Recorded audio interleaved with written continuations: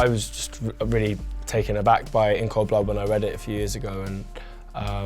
yeah, I guess the song just kind of came out of that. And it was interesting because it's one of the older tunes on the record, and we actually, like the guitar solo at the end, Will recorded on a tour bus in Germany maybe 2 years ago or more. Because a lot of the album was done in these kind of like touring situations, like backstages, and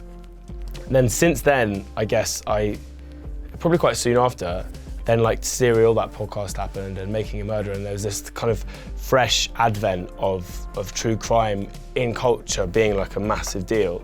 and I found that really interesting. So we then put in like we got our friend to record a little quote at the end that sort of says, this is a collect call from the prison, just as a kind of nod to that, because I did think it was interesting that we had this song,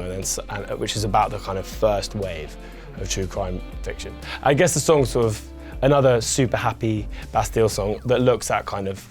very, very loosely looks at kind of like capital punishment and how weird it is, and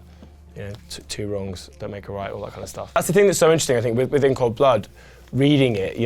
it's so beautifully written, and it's such an engagingly constructive kind of narrative, but then you constantly remember that this happened, and I think there's something about watching fiction or reading fiction and knowing that it's fiction where you kind of, it's maybe not as disturbing as it should be,